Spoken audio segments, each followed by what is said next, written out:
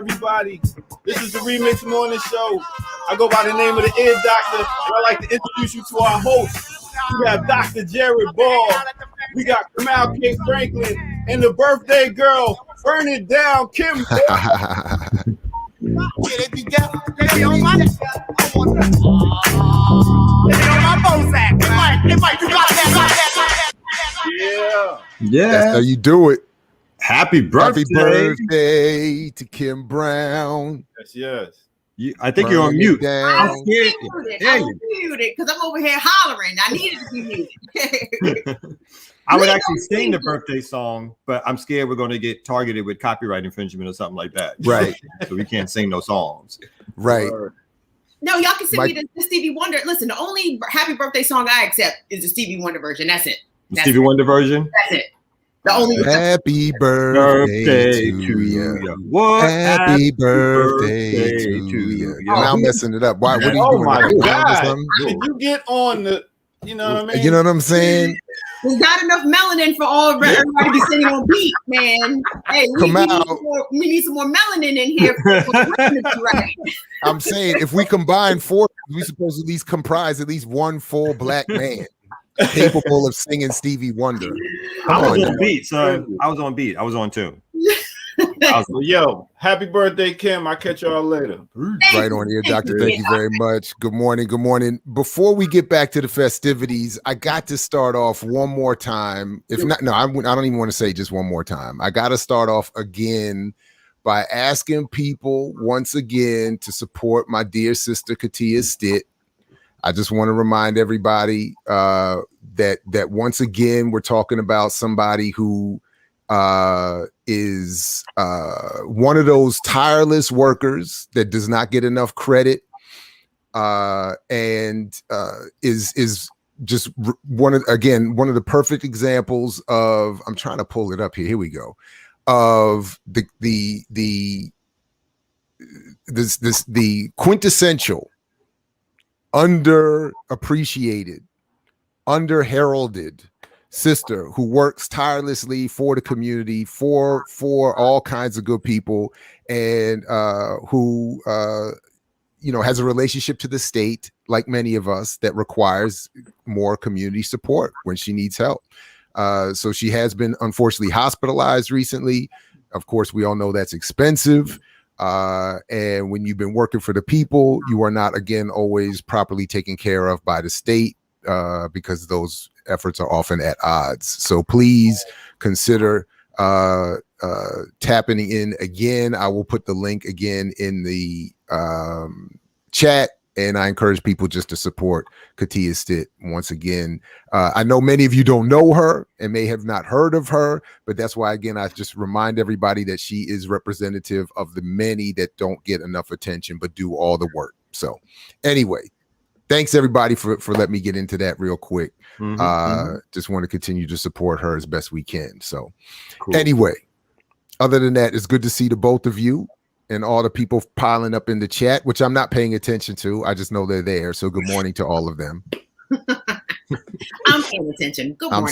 I'm still on the timeout. I'm still on the timeout. So I just want to welcome everybody. I know you're there. I feel the love and the vibe, and we appreciate you. Everybody's in here. It's glorious. That's what's up. We get it rolling this morning. I feel like because at some point I'm gonna tell them that somebody said something bad, or somebody said some kind of pro-capitalist or economic the black development statement, and see how long he stays out. Promoting black power.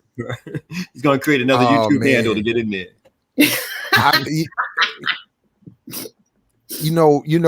I don't honestly. This is something that I want to continue to discuss. I don't really know how to deal with. Somewhat in a macro version of what you're talking about, all of the discussion of that occurs that I am unfortunately aware of with people that I know are aware of me and vice versa, and it's very frustrating. It's very frustrating. For instance, I keep wanting to reach out. I've been trying for years. We've only been able to do one interview, so many years ago. And I used to share sort of a adjoining office space with Dr. Jessica Gordon Nemhard, who's done some of that great work on the history of Black cooperatives. I was talking to you because some of your comrades down there in Atlanta were hosting a discussion on Black cooperatives, which I think are really important and worthy of our support. But there was one point where my dear sister said something about Du Bois and cooperatives, and I wanted to raise a question because at the time he was promoting cooperatives, he was also believing in buying power as a possibility, and I was trying to raise a question. But if so anyway, you need to do more panel discussions. Yes, so you got to struggle with that. Yeah. You get it all out. Yeah. And have debate about it. Like, for people who say something, get it all out. Well, it's going to come back to something that I want to bring up later on this morning, where again, I think it's sort of even riddled throughout a lot of the news stories this morning. But this question of political power. And it's even something that I thought if we had time, I was going to play a quick clip from your discussion on the Black Myths podcast debate with Max Rameau. Where there's maybe we'll just bring it up and talk about it later if we have time, but there was some overlap in this question of abolition of police as a focus versus the focus overall of political power. And Max had some very interesting things to say, as did you both, but in that discussion. And I would like our focus to be the assumption of political power more than I think it is. And I think the individual, whether it's cooperatives, abolition, or any number of other issues, I think sometimes we lose sight of that overall. Anyway, so Kim, what you gonna do? What's happening for your birthday? Where's the party at? I'm old, Jared. Let me explain. Party? No.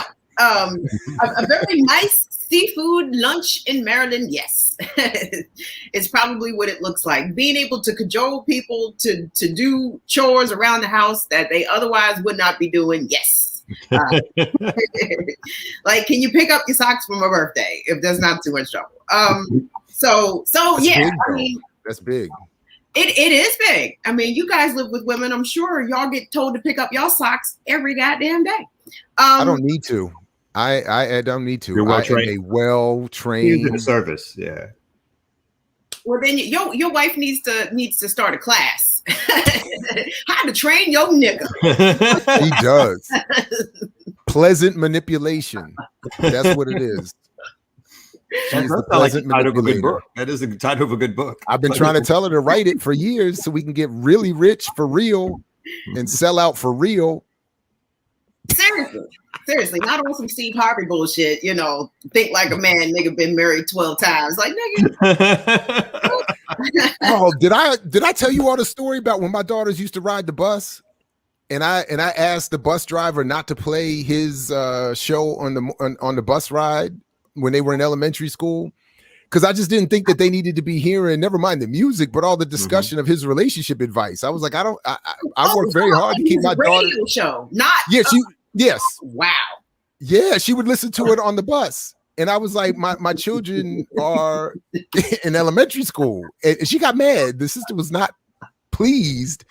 But I was like, it's a 20-minute ride at most. You know what I'm saying? People don't usually like it when you tell them to turn their thing down on their job. You know what I'm saying? But it's my children, though. No, I think there's an actual dilemma there. But I think you're more right than wrong, because it's like, I would feel this when I go to these. They're opening back up now, these little play areas for kids, and you get to do the bouncy houses. The music they have on in the background, I'd be like, yo, this ain't even the clean version of the song. I'm like, you know what themes are being discussed as my 5-year-old is running around in your bouncy house? What they on that? So yeah, people don't get it. It's like they think no one's paying attention, but it's like, I'm paying attention. So maybe the kids are going to catch something and ask you a question later on about it. At years even before all the popular docs came out and everything, we were at something at the time my daughter was in 6th grade, and they started playing R. Kelly, and I went over there and was like, "You got to shut this off. We can't be playing pedophiles at my children's." And they were like, They looked at me funny, and I was like, I tried to hit him with a CBS, like, what I say? Like, what I say that's confusing to you? Dude is a pedophile. Get this thing off the thing. They're like, oh, okay. I was like, you know what I'm saying? I mean, like, these are kids. If you want to listen to it at your own. My other favorite story when we lived, and Kim, you might appreciate this because this is very Howard County. This very black performing white dude who had his black wife and mixed kids in our neighborhood, very thuggified out, like he all the stereotypes of blackness he had adopted. Right, he was like, I'm gonna do this for real. And one day, at like 2:00 in the afternoon on a Saturday in our neighborhood, he's in his truck with the windows down.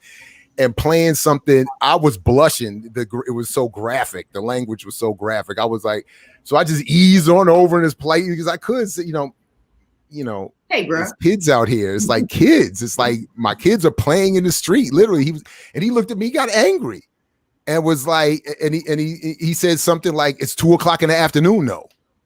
And I said, but that's the point. Yeah, this is not a noise issue at 3 a.m, which would be another discussion. This is my kids are out here. All of our kids are out here. Your kids are out here.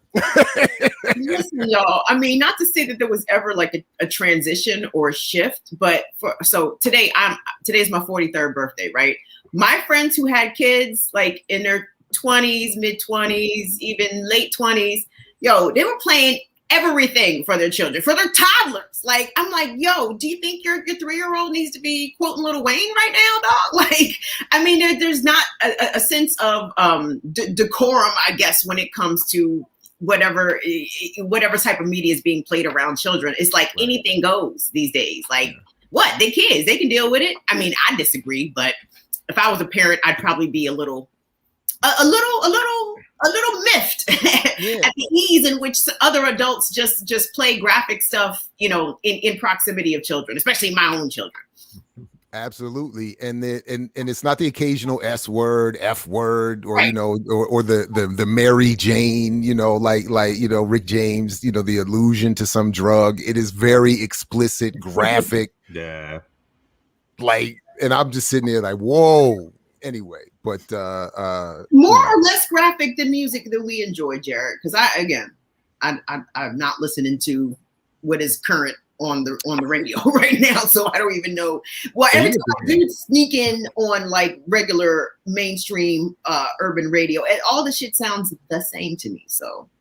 But I don't. Yeah, I don't remember the track exactly. I remember what I don't even want to bring up what the verse was describing, but it was like, for instance, when I used to go to the club and they would play the most famous Akinyele track, and right now this verse. Thank you, Kim. This verse was a graphic depiction of that action. Like an over description of that taking place in a bathroom. Is that the Throat Baby song? Isn't this song called Honestly, I'm not even sure. I was so traumatized that my 2 daughters were outside. Right? Yeah, I was so traumatized. I was and trying to approach him in a way that wasn't going to cause a fight. Like I was trying to, and I felt I was doing too much, and you know, to approach him calmly. Like I'm still kind of bothered by that. I felt I overdid it, and his response was a little aggressive. But he did turn it down. So we, you know, that was all I was asking for. Did you say, "Hey, my nigga"?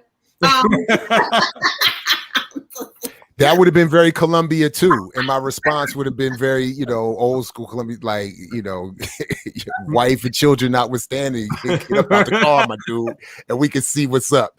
Anyway, thank you, Ear Doctor, for letting me know we need to wrap because that conversation was going for me in a really wrong direction.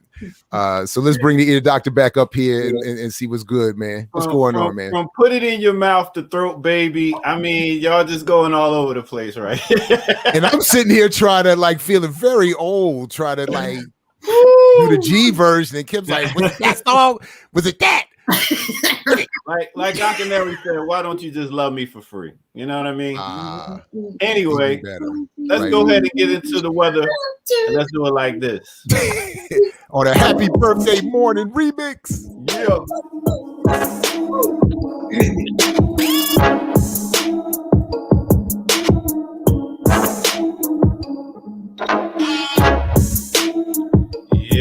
Yeah. Welcome out, y'all. This is the Remix Morning Show, and this is Black Power Media, and I am the Ear Doctor. So welcome out. At this time, you know, we like to give you the weather report and let you know whether you know it or not. This is the weather report, and we're going to give you the high in different places. So let's start off in Memphis, Tennessee. Memphis, Tennessee today has a high of 96 degrees. 96 degrees. Big up to Memphis, Tennessee. Let's take it over to the west side, which is Vallejo, California. Vallejo. Big up to my people over there. Rick Rock over there chilling. High today is 79 degrees. Next, let's take it down to the island. We're going to go to St. Thomas, the Virgin Islands, with a high today of 86 degrees. Big up to the Virgin Islands, St. Thomas. Now let's take it over to the motherland, which is Durban, South Africa. Durban, South Africa. I always like that name, Durban. I don't know. Maybe I'll have another child and name him Durban. But Durban, South Africa, high today is 79 degrees. Now let's take it up top to Hall Beach, Canada, where they have a high today of 36 degrees. Now, 36 degrees, you're saying, man, that's about as cold as a white man. Hey, well, you know, it is about as cold as a white man, but not as cold as my boy Sergeant Mark Thiedel, my bad, and Officer Bridget Citizen. As you can see, yes, that's what you shall see. So, yes, this guy feels like Atlanta police cop can kick a woman in the head while she's handcuffed in the ground, and the other officer just stands there and does nothing. Now, that's cold right there. Let's get back to the morning show with our crew. You know how we do.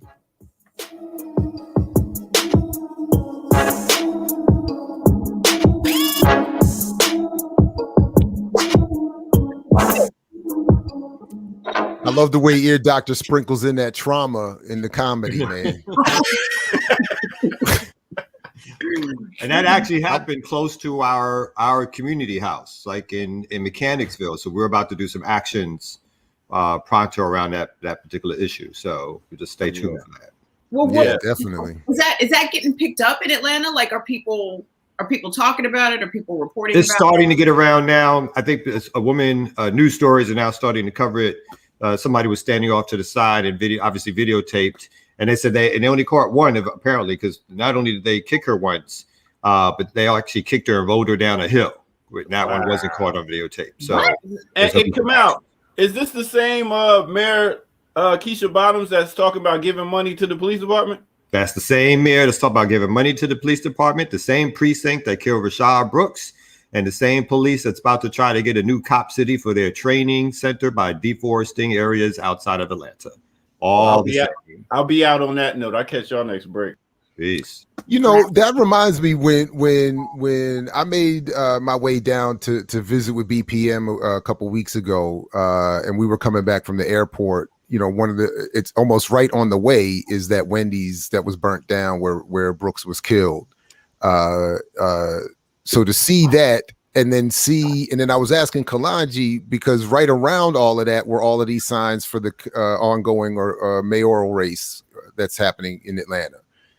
And I got the quick breakdown that Bottoms, despite what you all were saying, is not looking for re-election. But one of her old buddies is looking to make a return. And are any of them campaigning on anything different regarding funding the police or anything like that? No, not at all. Mm-hmm. All the mainstream candidates, and they're all Black, are pro support for the police, pro funding of the police, pro capital, big real estate, economic development, more of the same. They will cause faster gentrification. And we're talking about Kasim Reed, who basically has been running the city from behind the scenes for over the last 20 years.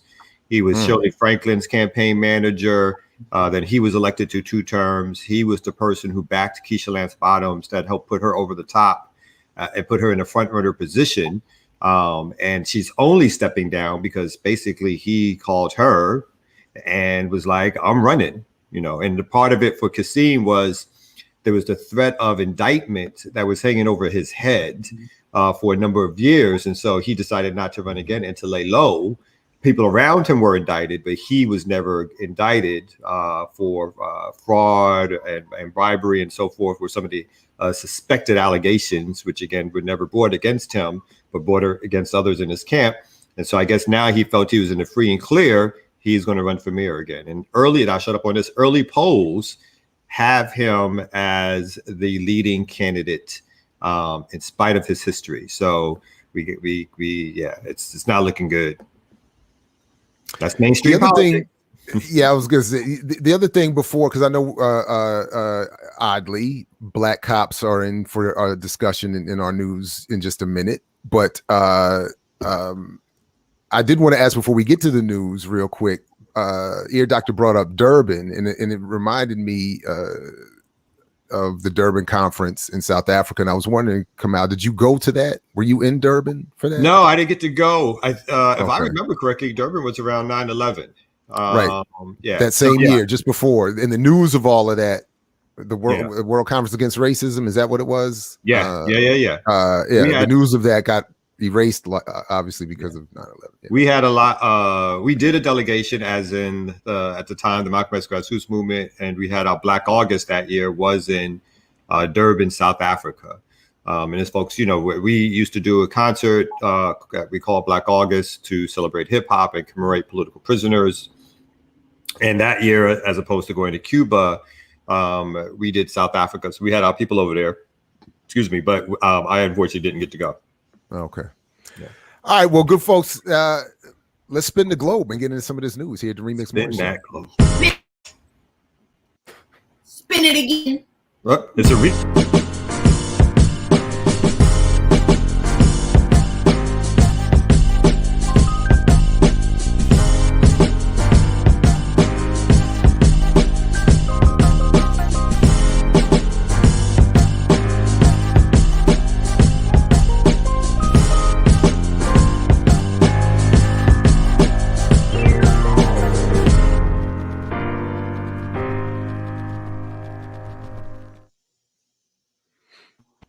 See, that's what happens when Sister May is not here and you got too many cooks in the kitchen. So that's my bad, everybody. Anyway, welcome back to the Remix Morning Show, Black Power Media, the news. Please, if you haven't, like, share, subscribe, join, invite somebody. As the doctor says, tell a friend to tell a friend, tell a friend. But as promised in the news, just real quick, Kim, before I set up what you had, because I know both of us had thought to bring this issue to the table. There was all of this testimony yesterday in Congress about the Capitol attack, as it's described, on January 6th. Glorious day in history. Glorious. Say that again. It's a glorious day in American history. I'm going to celebrate January 6th next year with a party. Anyway, break that down real quick as we learn more about federal involvement, intelligence agency involvement in that day. Tell us why January 6th will now be a new national holiday for Kim Brown.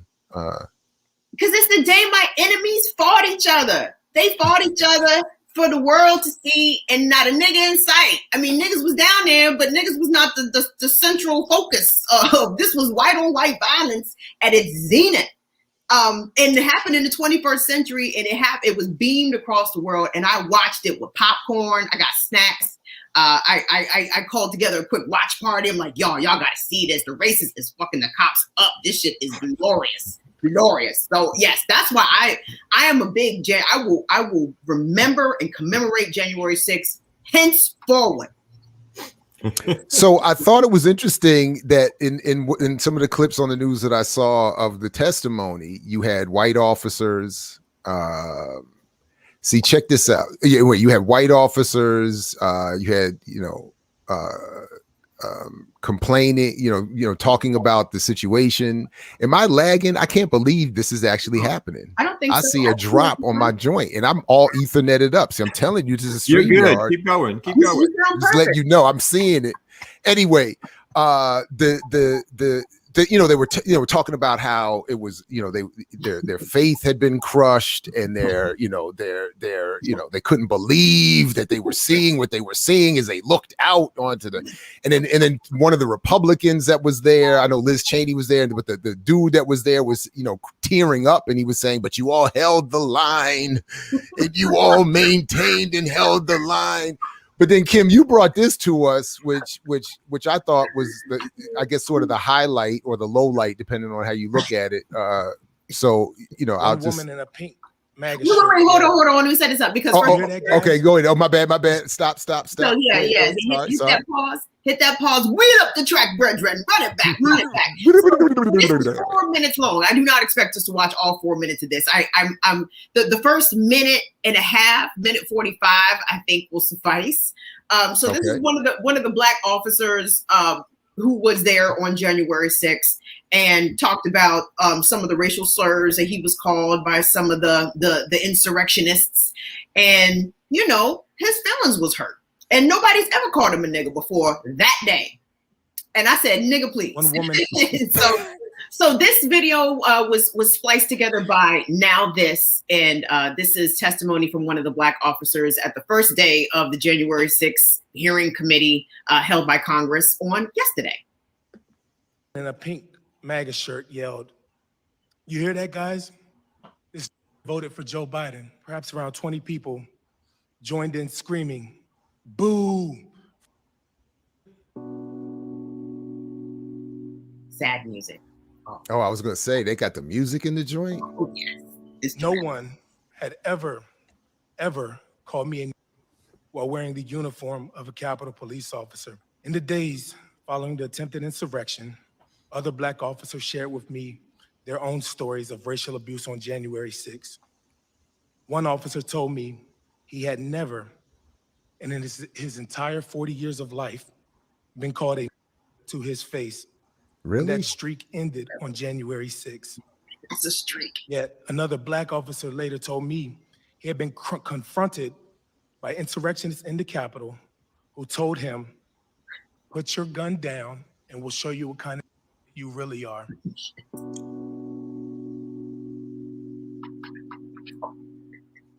My daughter and I got called nigger in Howard County a couple years ago. I sat down on a bench What is with a friend of mine who was also a black Capitol Police officer and told him about the racial slurs I endured. I became very emotional and began yelling, "How the blank could something like this happen? Is this America?" I began sobbing.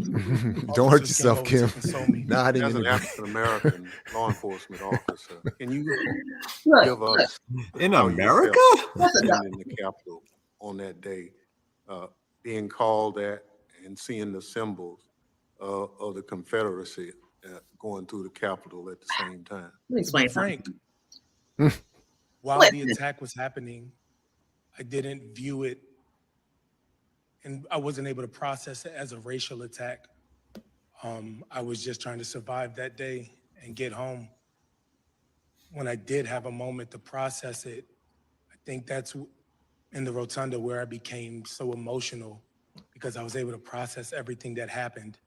And it was just so overwhelming, and it's so disheartening and disappointing that we live in a country, people like that. Dog, how many of your coworkers have called you a nigga while serving as a police officer? Like, cut it out. Like, get him out of here, Jared. I've had enough of Officer Black Cop, man, because he's wilding right now. That was the song I was hearing in the back of my head. I didn't want us to get another copyright hit, but I was picturing that, hearing KRS sing that song in the background as he was talking. First of all, it was in uniform that I got called nigger more than any time in my life in the military. So I was like, how did you And then, as I said, even a couple of years ago out here in Howard County, white man in road rage moment at the traffic light called me and my daughter niggers and drove off. So I'm like, where are you? I did thought he said, like, he did seem to make a distinction and said it was the first time I was called a nigger in uniform. And he kept on going. I was like, wait a minute now.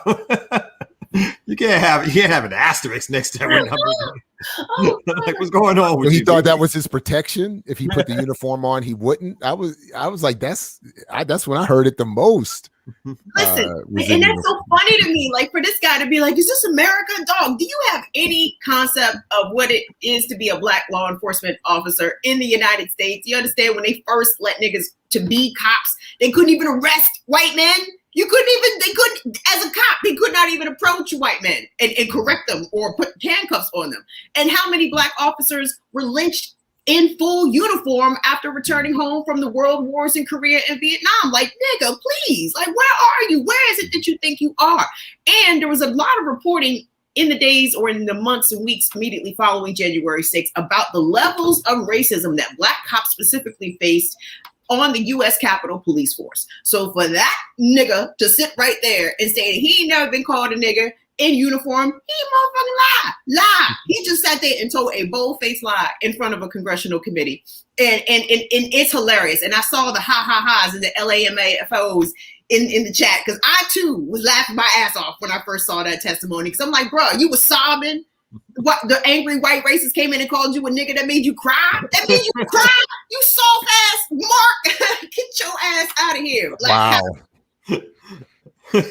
One of the cops. I'm so sick of seeing black people. This is the second video on this here program where a black person got called a nigga by a white person and talk about how much they cried. We found some video from last week, and that broad sat there and boo-hoo cried in front of that white man who called her a nigga, to a house nigga, to her face. What? Had to leave the stage. But I always love the reaction to him. It's like, obviously they've got some media training, because the reaction is always, how could this happen in America? Right. And it's like you just said, it's like, isn't that the very history of America? I mean, what book were you reading? What history book were you reading? You didn't catch anything? You didn't catch anything around lynching? Anything around Jim Crow? One of the white cops I heard testifying had what I identified as a very thick Maryland accent. And I kept thinking, that's probably the one that was calling you nigger last week. Like, how could you even, this can't be real. But I like Kim's point. Like, how you just breaking down, how we can't just be breaking down, anyway. Jared, now listen. Now, relative to where you and I grew up, other people might call us soft, right? We grew up in a mostly white area, even though it is diverse, racially mixed, etc. I went to majority white schools my entire life. And even though my mother never gave me this directive, it was sort of understood, that if a white person calls you a racial slur, you have the right, per my parents, to punch that person in the face. Oh, absolutely. Yeah. Not cry. What the fuck am I cry for?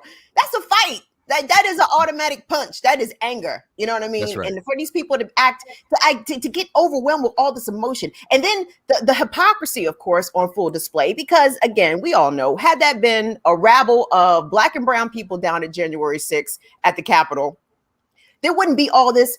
We couldn't believe. I'm just so amazed. I'm just so stunned. No, they would be furious. They would be not only furious, they would have went into battle mode, taken out the heavy artillery, taken out the billy clubs, called in National Guard. There would have been mass arrests and sweeps.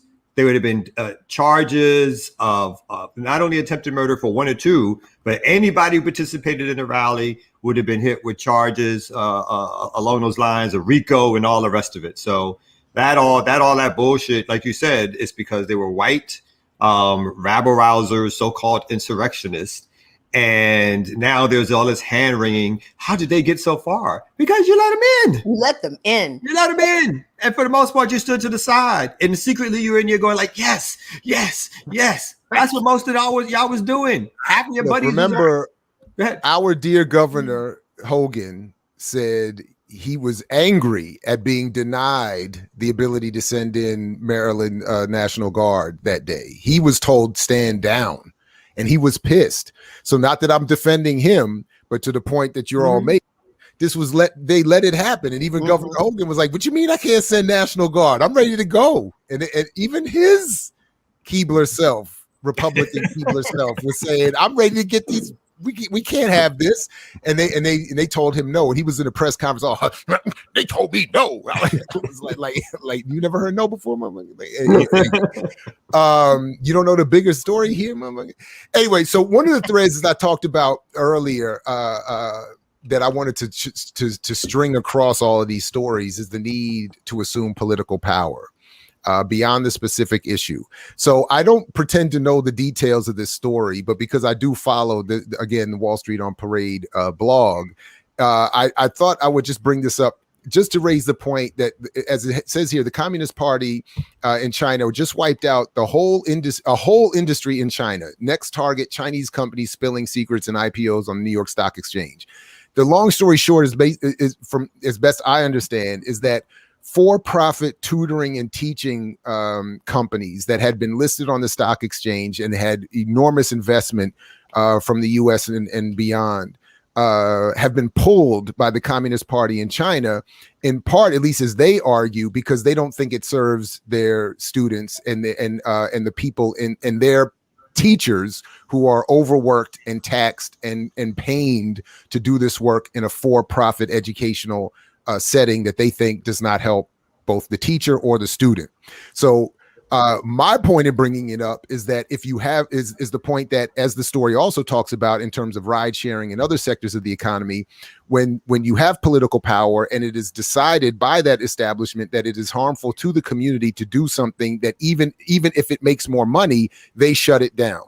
And I appreciated that. And I appreciate that point, whether or not we agree with China's Communist Party, whether or not we claim to understand it, this or any other specific issue. It is the fact that it is political power that supersedes economic power and determines, in this case and many others and all others, where you can make money and how that money is to be distributed. So I appreciated at least the claim that we're shutting down a for-profit venture that is making us a bunch of money because it's not good for our teachers or our students. Because over here, what you would have is lobbyists from that company greasing the wheels of the politicians, telling them that this for-profit industry is better for the kids, even though they have no studies whatsoever to back it up. And they would keep letting it ride. Because like you said, because here it's all about the money. It's not about what's the betterment of the community. That's not even second. That's like 10 on the list, right? It's about what makes somebody some profit. And then we'll claim to give you some jobs. And that'll be enough, right? And as long as we got some nice charts and we will show it to you. And again, we're greasing people off. We're donating to your favorite charity that either your husband or wife is the head of. We'll donate to your electoral campaign. It's all about that. It's not about what's good for the betterment of the community. It's only until they get called out, right? Which puts us in that position of always not having power, the direct power to determine, but the power to have to influence. It's only when they get called out do they then come, have to back down or have to do hearings or have to act like, we didn't know what was happening. So I think you're absolutely right? The idea is it's not even these little single issue things that we do, which are important, but we don't combine that with the larger strategy of fighting for power or trying to gain power, particularly over institutions that have power over our lives.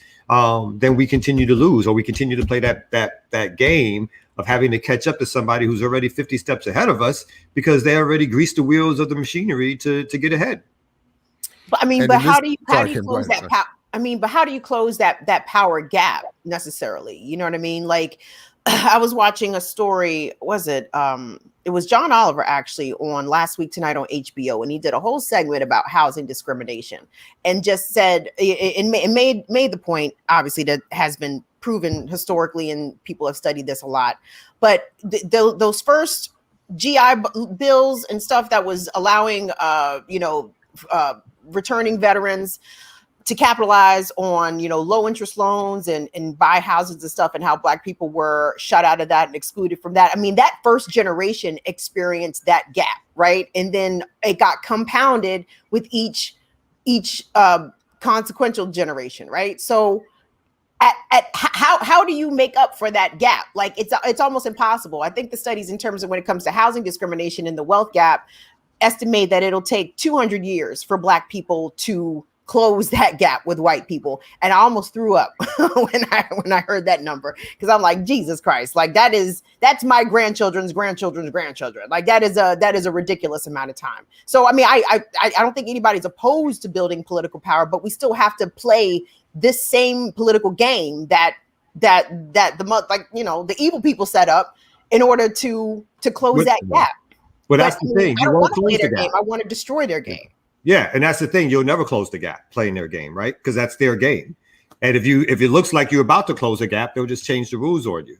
And you will always be, if in this particular setup, we'll always be thinking that part of the solution is closing a gap, which we will never be able to do, or catching up to people who've already set up a system where they control the power and the wealth and how that wealth gets redistributed and so forth. So the answer becomes, part of the answer is obviously organizing. And part of the problem that we have, for me, the deeper question is, where are we failing in terms of our organizing attempts, right?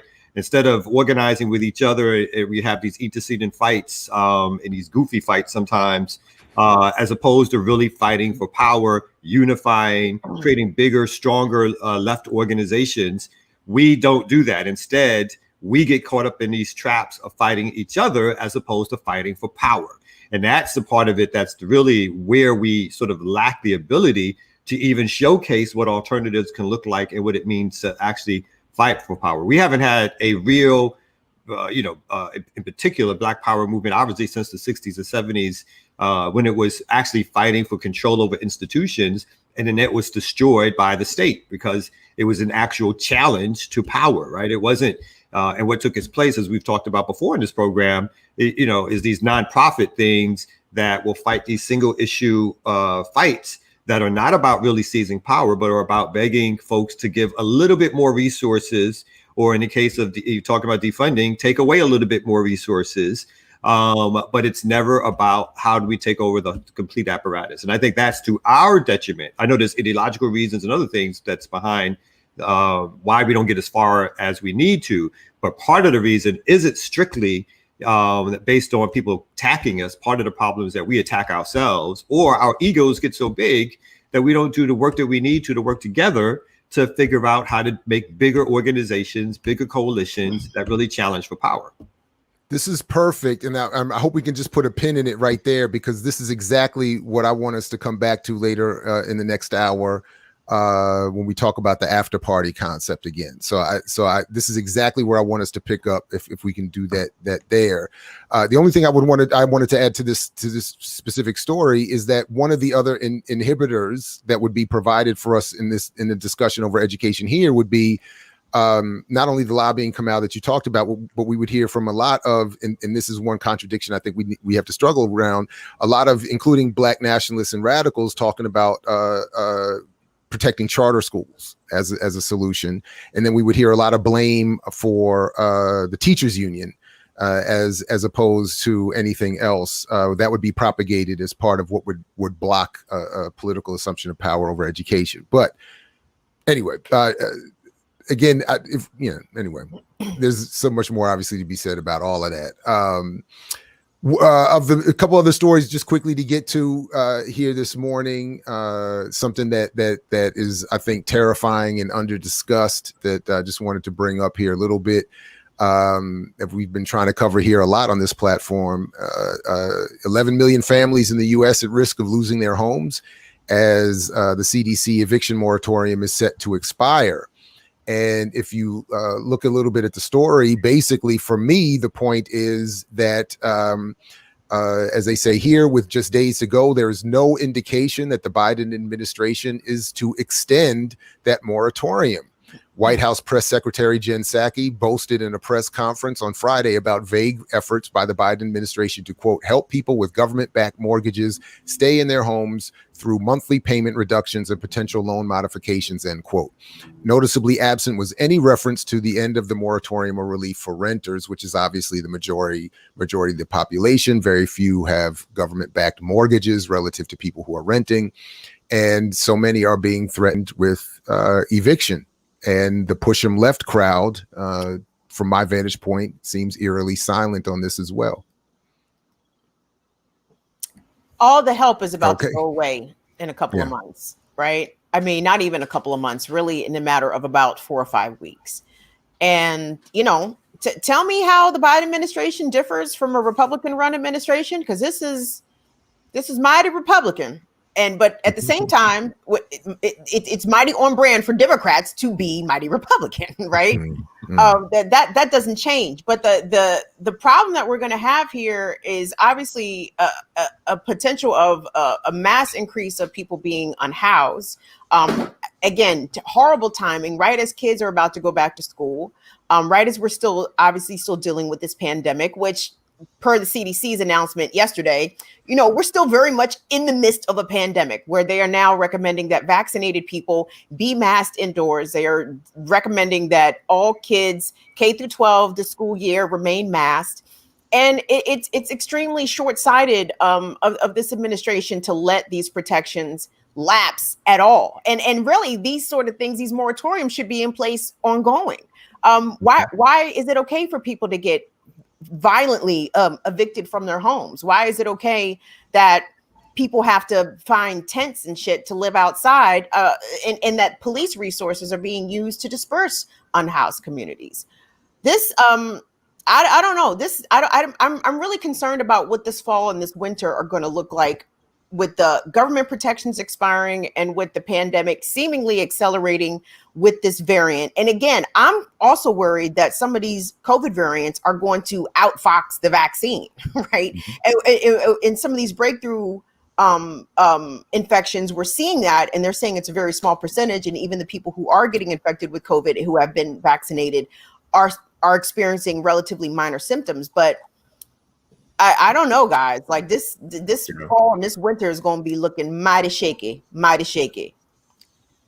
Yeah, I noticed too. At the same time, you still have, you know, things that we battle against, like the gentrification, and particularly in major cities, that because the real estate prices have not fallen during COVID and post. And so you have that sort of contradictory economic assessment of, like, you know, people with mass unemployment.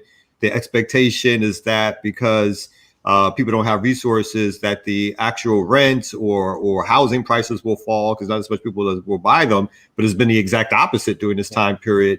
And what they teach you in 101 economics is that instead, housing prices have continued to skyrocket, which means property values are going up and rents are going up, you know, in all those different areas as people look to make profits. And that's some of that is the financialization of the housing market, right? Which you would assume post the fall of the housing market and the Great Recession that people would get their shit together, basically, and figure out how to come up with policies and plans to take housing out of strictly being a commodity and to being something that's a human right. But no, what did these financial companies do? They started instead of just financializing or monetizing the actual mortgages.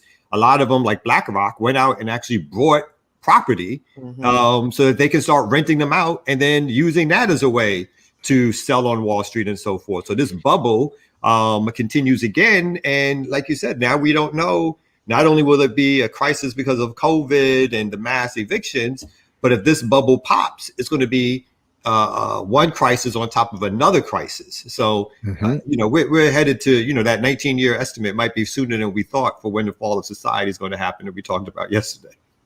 Which is why, and I'll just quickly use this as a tie-in to one of the other stories that I was going to bring up and to hate on, is this is why, as I and some others continue to argue, there's been an uptick in pro-capitalist propaganda since the pandemic to prevent people from raising the very questions you all are bringing up. The same thing is happening with crypto, by the way, in terms of propping it up and promoting it as an option. And one of the things, as I brought up the other day, is that, and this is caused in the United Kingdom, at least, where I believe they have stronger consumer protection, protections in place than we have here in the United States. Their watchdog over there is clamping down on cryptocurrency advertising. And largely, to make a long story short, what they're saying is it's obvious these ads are lying to people about the hopefulness of investing in cryptocurrency, and it's damaging people. And they've seen it in the United Kingdom as a threat to the financial and otherwise safety of their consumers, and they've started to clamp down and say you cannot put these ads out like this. Meanwhile, over here we get very well produced, celebrity star-studded productions telling us the exact opposite. That no, don't pay attention to the housing bubble or the pandemic or political power. Skip all of that and invest in cryptocurrency, Black people, poor people, and you'll be able to survive. So I just thought, again, I'm not obviously. Yeah, go ahead, Kim. It's like this cryptocurrency hustle is trying to take the very last that Black people have, right? Like the housing market, the housing bubble burst, 07, 08, took niggas' houses, all the land grabs in decades prior to now that. Now they want the lint in their pocket on top of it. We even want the lint. Turn them out, son. Turn them out. Like what you said before, the wealth gap, right? Like they were like 200 years. That's not long enough. Let's make it 400 years. Let's get the rest of it. That's too close. Yeah, they're like 200 is too close. I feel it breathing on my neck. Like, back up. Be patient. What can we invest do? In crypto? Jesus, send the meteor, please. Jesus, send it. Send it. No. And it also deals with the issue, like, we talk like it's always poor people's fault, right? And if you only did something more, instead of fighting for collective political power, but if you did these individual efforts, right, that's how you get out of this issue of poverty and so forth. It's not about any collective struggle for political power or redistribution of wealth. No. Don't concern yourself with that. Concern yourself with what's happening in your own private pockets. And the best way to get some money is to invest in these ideas that we put forth to you, because we're only looking out for your best interests as fellow Americans or whatever they say. Hey, one more quick story before we get to the ear doctor. I just wanted to point out the next time you see Obama or the Obama's family paraded, just remember that the guy that exposed the fact that Obama was illegally droning civilians, 90% of the drone strikes targeted by Obama killed civilians, just got sentenced to 45 months in prison. So just one more thing from the Obama legacy that we did not get. We did not get freedom of speech or protection from whistleblowers. In fact, he was one of the biggest proponents of cracking down on whistleblowers, including those who exposed his drone war campaign, which obviously still continues. So I just wanted to quickly share that bit of good news as well for the folks. As Obama lives, as we showed earlier, on some 40,000 acre estate, whatever it is up there. I don't know how big it is, but where Martha's Vineyard. Yeah, his Martha, he's chilling up there, and the people telling us about his illegal activity are going to prison. So, anywho, on that good note, let's go ahead and bring up the ear doctor, who's going to bring us back into the light.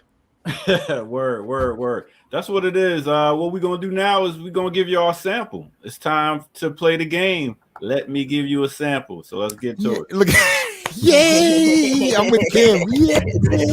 I love the sample. Remix. Hey.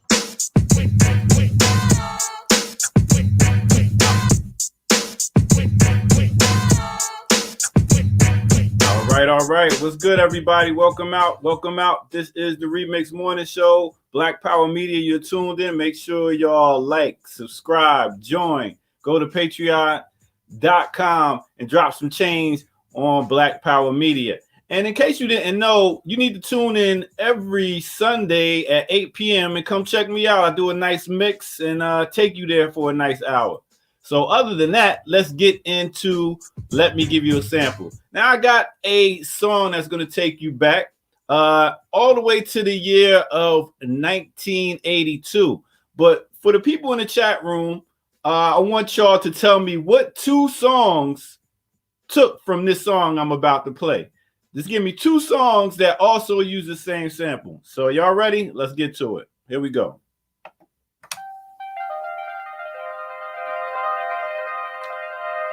Let me take you back to 82.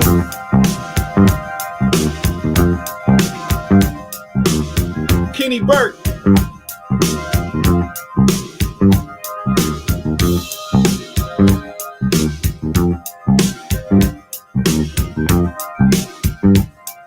Black Power Media, y'all.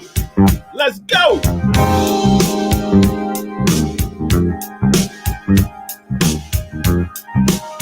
All right, so I gave you a little bit of that. Let's check the chat room and see what we got coming up. All right. Look at this. We got some good answers here already. Who's the first one at the top to get it? Oh man, we got a number. We have a little bit of Bam, Big Daddy Kane, and we also got a little bit of Dougie Fresh and Mary J. And exactly that is where I'm about to go with it. So let's get it.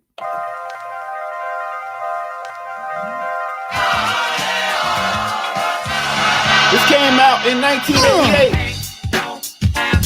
Yeah. Dougie Fresh, Keep Rising to the Top, and the Get Fresh crew. It's about that time. It's about that time to get paid. Get laid. Cool in the shade. Drink a little bit of lemonade. Let me tell you what I want. Yo. Get fresh.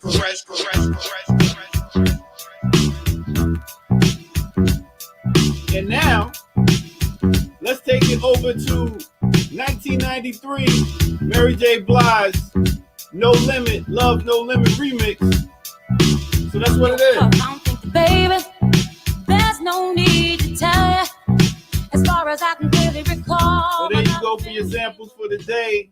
As we started off with Kenny Burke, Rising to the Top, Dougie Fresh, Rising to the Top, and Mary J. Love No Limit remix. And that's how we do it right here, Black Power Media. Now let's take it back to the morning crew. You know how we do. I'm loving you. Don't you look no more. Love without a limit. Love without a limit. I'm loving you every day. I'm loving you, boy. Don't you look no more. Love without a limit. You know, baby, I'm in need of your love. All right. That was hot. Yeah. Who won? Who won? Yeah, who won? All winners. Everybody's All a winners. winner. Everybody winners. Like, Did we figure out this? before you go here, Doctor? Did we figure out who was the beatbox first? Was it? Oh, it was who I said it was. 83 was with Fat Boys, and 85 is when Lottie Dottie came out. Okay. Right. I still feel like that can't be right. You know what the thing is? You know what the thing is about feelings?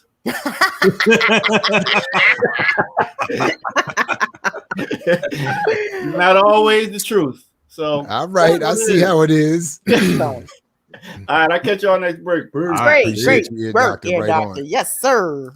Hey, so listen, I wanted us in about 20 minutes or so, we're going to have Dr. Iyeli Ichile with the medicine bag. But in the interim, I wanted to engage us on another discussion about the after party and revisit some of what we were just talking about assuming political power. So, Doctor, can we hit that commentary joint? And we'll all stay here for this if they're willing and get into this real quick.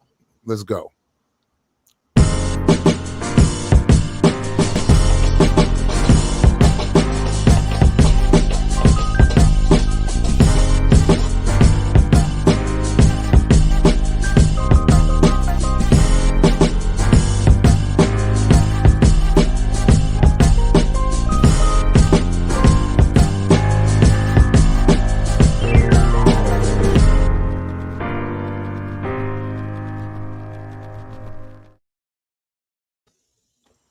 All right, everybody. I appreciate you all for joining us here at the Remix Morning Show here at Black Power Media, and I'm very excited once again because I want to engage my colleagues and comrades in another discussion of the after party. Because as I said before, one of the things that I think we keep losing sight of is a goal to assume political power, control over all the institutions and apparatuses that impact our lives, and that would really be able to change and bring the change that we want to see. So I know that's a big project, and one of my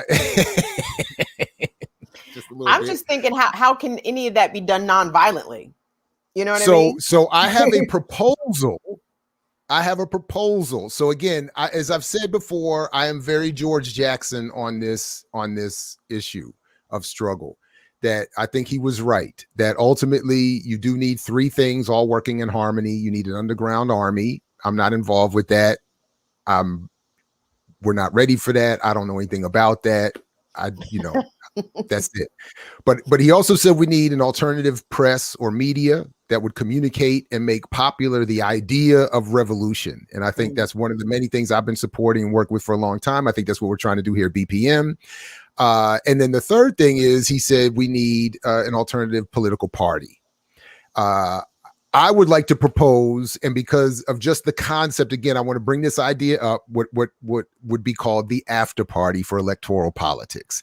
As we all know, after parties are generally associated with enhancing or making better whatever is going on. You always want to get to the after party where the cooler people go, the drinks get better, the music gets better, the conversation gets better. That's supposed to be. So I'm in terms of electoral politics proposing the same thing. The point would be to give an outlet for the many of us who find electoral politics the safest, most easy, or only place to engage. For many of us, that's not the case. That's not the site of the struggle. But I think we're in a minority. So I'm proposing this, the after party again, and I'll share the link. We have it up at imixwhatilike.org. And in a minute, I'm going to shout out the dope Afrofuturist who created the T-shirt for us. But essentially, this is the point, and this is where Kamau and Kim, I'm asking for your direct input on this idea. The idea would be that we have an all black, or at least black led block of voters, or as I was starting to say in the last year or two, Malcolm X voters, who are saying we only want to support candidates and platforms that come from our communities, that come from our struggles, that are beholden to we're not waiting for the top down next Obama or Bernie or whoever's going to save us from the Democratic Party, whatever. We're producing that candidate. And that we have a certain basis of what the radical politics of this party on which they would be centered. Anti-capitalist, anti-imperialist, would contain Medicare for all or universal health care, abolition, and to the point I was going to ask you specifically about with Max Rameau, Kamau, this point about abolition and dual power that I think we also discussed in defining our terms, if I'm not mistaken. Nonviolent criminal prisoner release. So if, just all the nonviolent crimes committed by supposed criminals, they would be released from prison, and that we would have a redistribution of the gross domestic product, not income gaps or minimum wage arguments, but redistribution of all the wealth that we all help create, which at the point of the crisis is $20-some trillion here in the United States every year, and that we would have a policy of no billionaires. You can't have billionaires when we have all this inequality. Mm-hmm. So the point I saw raised elsewhere, if Jeff Bezos's $200 billion was put in a standard 5% savings account, it would produce $200 million. I want to say a month, if not at least a year, be 200 million. And what could be done with 200 million a year? And that's just off the interest created, just something like that. And that the point of the after party would be an enhancement to any party, politician, or campaign. We could be mobile. We could support whoever we thought we don't have to be beholden to any existing party. And the point would be that this is a basis for the assumption of actual political power and state control, the purpose of which is to direct, to offer direction, to have a big political tent, so to speak, with these broad but radical agenda items. It would redirect our focus away from individual, items or issues or individual ventures in terms of media or business, and would return our focus to assuming political power. And then to the point that Max Rameau made in that discussion on Black Myths debate about abolition, the one point I thought that I wanted to adopt from what he said was that this would be phase one, as he said, of their broader plan in the Pan-African Community Action Organization, which is community engagement around the idea that we need power, not reform.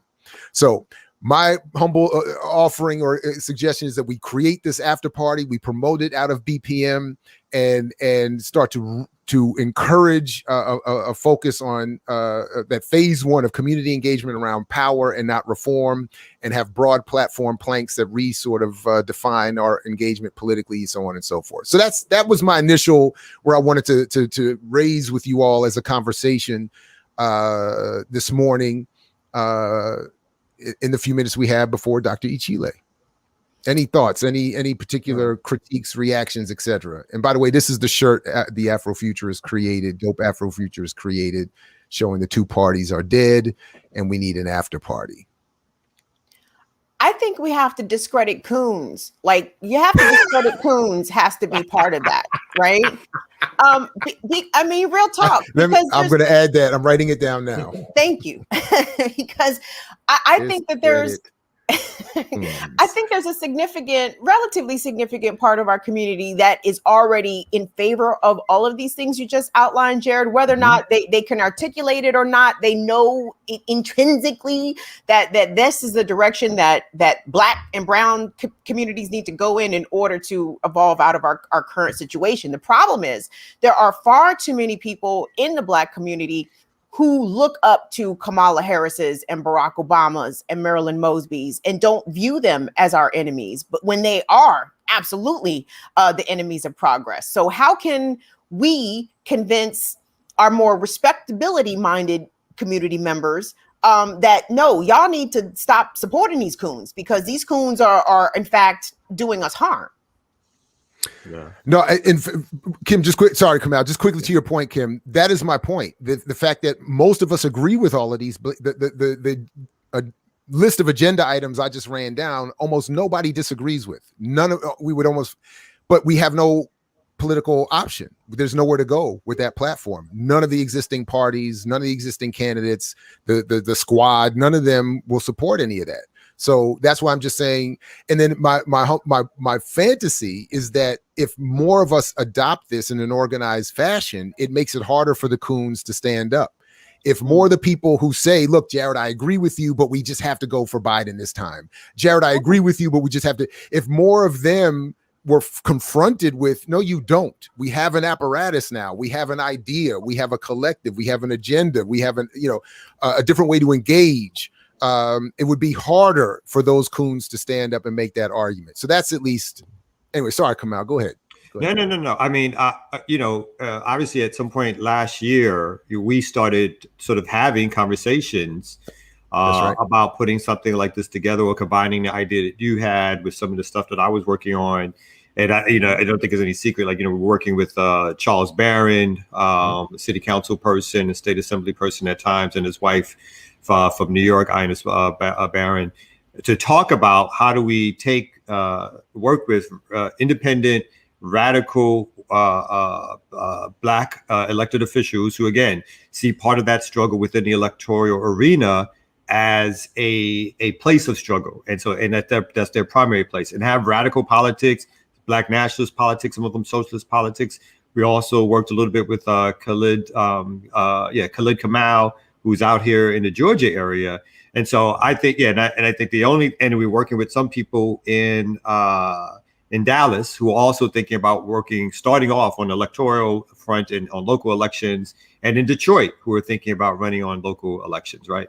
And so the only reason I guess it didn't come together, which is becomes the big reason why things like this have not necessarily come together, has been our capacity, right? A lot of us are overstretched doing several different things. And, even though we had different conversations about it, we could not, at least at that particular moment, build the capacity to build it out bigger. So I actually like the fact that you're putting this out there to the audience of the remixers, and who are very politicized and political people, and who also do some of this work in their own areas around the country, and working with different independent Black parties or independent mechanisms that are radical in nature. And if there is a way for us to find space to combine efforts, we should do that. We should set up some things, either some email or Zoom call or some way to continue on with this conversation and bring in some of those other people. Because part of me thinks like, we have to start local, because it's probably some of it is less money. So the ability to influence those things with some radical politics may be a little easier, and work our way up to do some of the things, again, that we talked about, where some report cards or some calling out of some of the larger more national electoral officials, until we have enough resources and power to go after those larger offices too, with the platform. And it's more, and again, it's not about your individual platform as elected officials. We're not going to people or we're not allowing people to come to us, let's say, and say, give us your vote. Instead, we're saying, well, no, this is the basis of any work that we're going to do together. And so if you do this, we work together. If you can't do this, then you're on the other side, right? And even if you have some liberal to left politics, it's not the same thing as what we're here endorsing. And I do think that we can get a, relatively speaking, critical mass of organizers to come together outside of just us, to maybe put something like this into effect and figure out where are the races, again, at the beginning, that we can influence, and how can we get that stuff done with limited resources, but building up to something bigger. So I'll stop there. Absolutely. No, I appreciate all of that. Go ahead, Kim. Yeah. What about like candidates that generally are in support of some of the platform ideas that you laid out? I'm thinking specifically, obviously, Nina Turner, who's running for Congress in Ohio's 11th district. And it's like, someone like a Nina Turner, or even someone like a Charles Booker in Kentucky, like I would think that they generally would support that platform. The problem is that they are never going to abandon the Democratic Party. So there are candidates out there that perhaps could be swayed and encouraged to run on such a platform as the After Party, as you just outlined, Jared. But the problem is they're Democratic loyalists, even despite the fact that the Democratic establishment actively runs and campaigns against them and tries to guarantee their losses. But I mean, how can you convince people to finally abandon the Democratic Party when a lot of people feel as though Black communities especially have invested a lot of time, a lot of blood, sweat, and tears into electing Democrats, and they still believe, naively, in my opinion, that the Democratic Party can be changed from the inside, which I do not believe. But when you have people like Nina Turner and Charles Booker, who have a lot of clout, who have a lot of name recognition, who have the ability to fundraise way outside of their district and in very high numbers, but they still are party loyalists. Like, how can we convince those kind of candidates that they gotta roll the fuck out of being Democrats? So my first point with all of this is, and I understand your question, and I agree with the critique of the Democratic Party, but my first point with the After Party idea is not to be concerned with any individual campaign or candidate initially.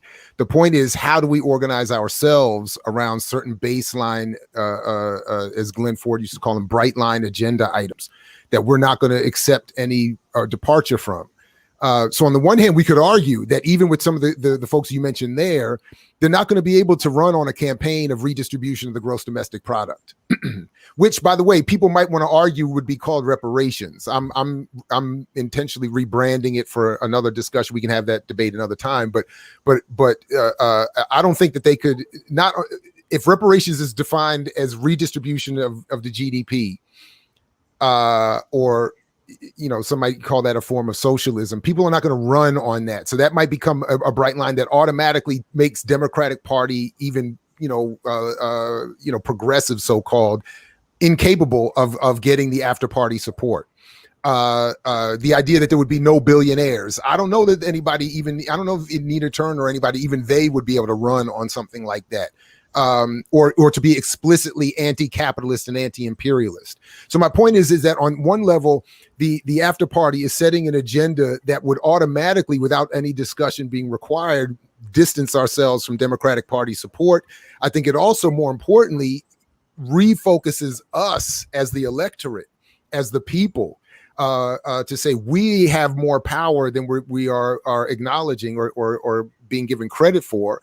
And if we adhere to this platform, so I'm even advocating initially that this is not a political party, so to speak. It's more of a block, a malleable, flexible, guerrilla electoral, operation. So if there's a local campaign that would benefit from theoretically a huge national block of Black and radical voters saying this is what we would support, even if it's for a local campaign, where we would be able to bring influence potentially, or if it's a national campaign. In other words, we could push our support and reset the agenda as best as possible in any of those cases, and then again be less focused on the individual campaigns and more focused on organizing ourselves. Because one of the points that Max Rameau made in that discussion that I really appreciated was that if he was saying that if in their context, but it would be same here, if we lose a campaign, then we lose a campaign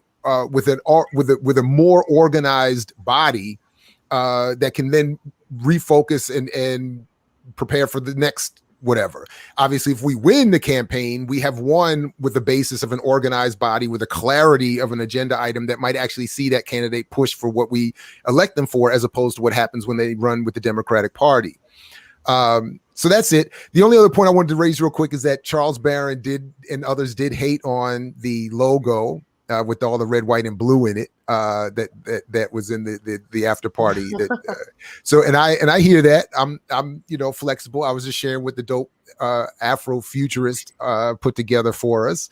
I'm flexible to making it red, black, and green or whatever would get people involved. But anyway, Kim, I hope on some level I've addressed. And can I jump in too, Kim? Because please. I think what you pose is almost the central question around how radicals deal with the mainstream or the electoral apparatus, right? I mean, there's no getting around.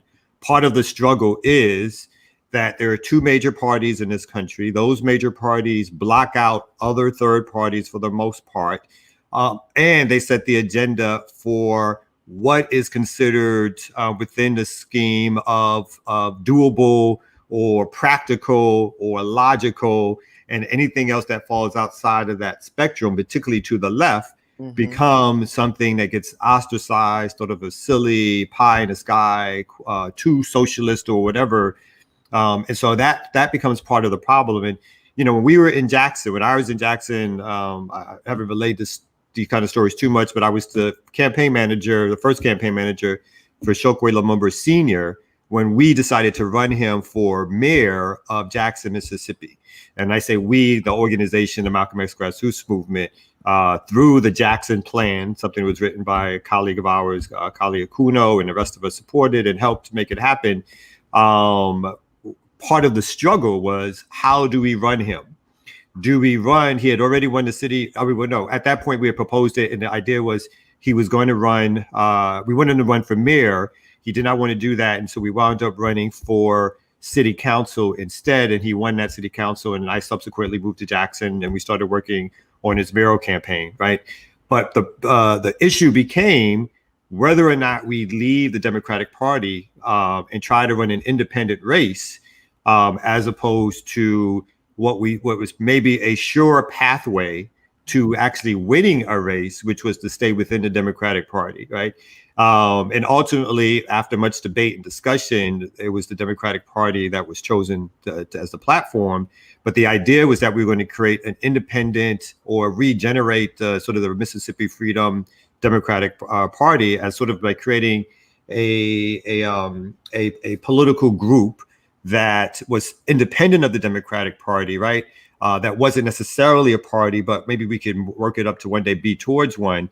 And then that would be the basis of creating this independent apparatus, but still allowing people to run on the party line that we thought could win, particularly in local elections, because Black folks, as you stated, were so married to the Democratic Party. So, and others disagreed, and we had discussions, debates, and so forth. And I still don't think we necessarily, even though I think I came down on the side of the Democratic Party at that time of running on the ticket locally, because it seemed like there was an opportunity to win, right? Mm-hmm. But in retrospect, that election was won.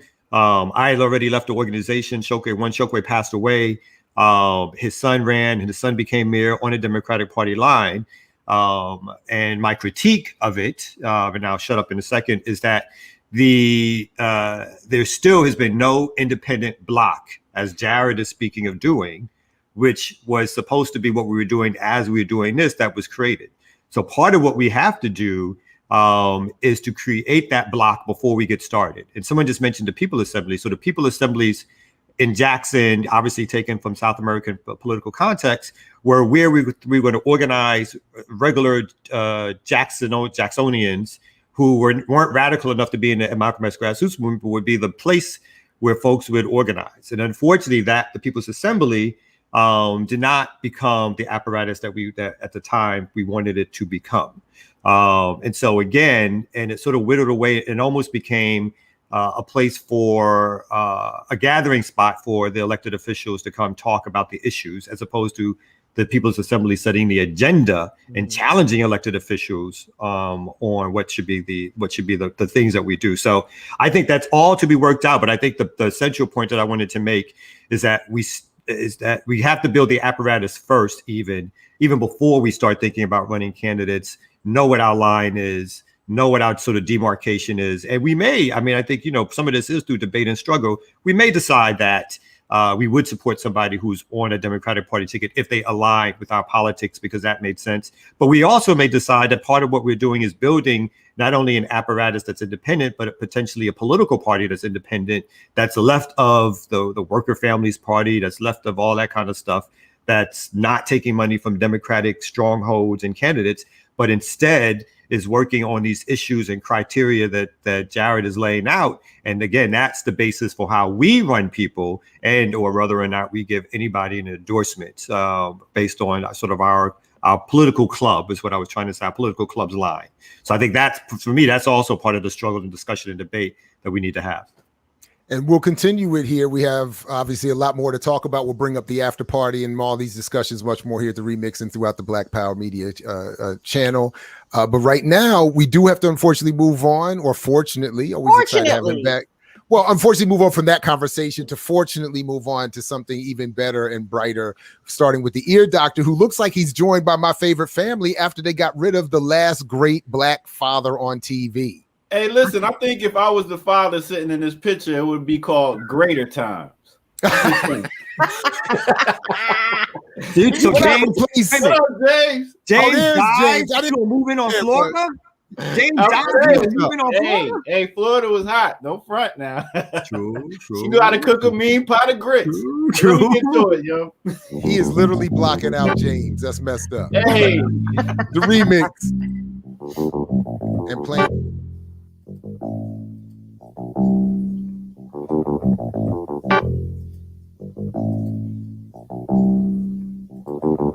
All right. Yo, I felt like it was time to bring it to a lighter mood. So I was like, you know what? Let's go to yesteryear and think about all the good theme songs that came on sitcoms. So I'm going to play a little bit, sing along if you know, and then we're going to get to that medicine bag. Let's do it like this. Good time. Anytime you need a payment. Good time. Anytime you need a friend. Good time. Anytime you're up from under. Not getting hassled. Not getting hustled. Keeping your head above water. Making a way when you can. Temporary layoffs. Good times. Easy credit rip-offs. Good times. Scratching and surviving. Good times. Hanging in a job. Good times. Ain't we lucky we got 'em?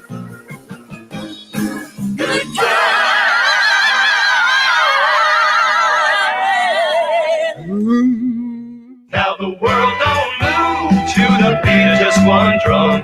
What might be right for you may not be right for some. A man is born, he's a man of means. Then along come two. They got nothing but the genes, but they got different strokes it takes. Different strokes it takes. Different strokes to move the world. Moving on up to the east side. To a deluxe apartment in the sky. Moving on up to the east side. We finally got a piece of the Tired of pretending. I want a happy ending. Tired of pretending. Let them get the best of me. Whoa, whoa, whoa. Give me the break. The game is survival. Give me the break and plan my arrival. Give me the break. For heaven's sake. What happened to my piece of the cake? Give me a break. Songs that made my hit parade. Guys like me, we had it made. Those were the days. All right. So that's a little quick mix for y'all. Take y'all back in time. Now let's get back to the Remix Morning Show. Yeah. Those were the days. And you knew where you were. Those were the woman. Mystery could use a man like I watched way too much TV. I still I know all those theme lyrics. songs, I know all those theme songs. Oh my crazy. God. Yo, we had some great theme songs back in the day. I'm just saying, where are they now? Hey, hold on.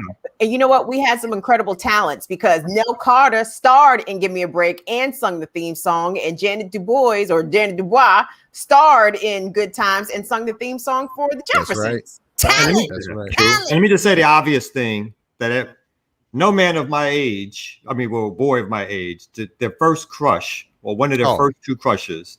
Thelma. Yo, I wanted to be that football player that bust his knee so bad. Was it Keith? I think his name was Keith. Yes. The crush is still there. She's still. Hey, by the way, and I only know the Chow Line verse because of the Dave Chappelle show where they broke down the Chow Line. I never knew what they were saying. I was faking it like everybody else. Daddy. Right. Yo. Right. Hey, can we get in our medicine bag though? Yeah, let's get to the medicine bag. Oh, wait a minute. 1 second before you do. And again, what I want to do is to say to the audience that what we'll probably do after we talk a little bit is put up some way to have a further conversation, because I think there's a lot of interest in this conversation. Maybe either on a BPM special or actually through a Zoom where we can have dialogue about what next steps could be in this idea that, again, it's more than just an electric idea. I hear people, it's more than just an electric idea. It's around an organizing idea, and an organizing idea around our people and our class interests. So I want to make sure that that's clear for folks. So we're going to follow up on that. So yes. Yeah, right on. Absolutely. I like it. I like it a lot. Let's go.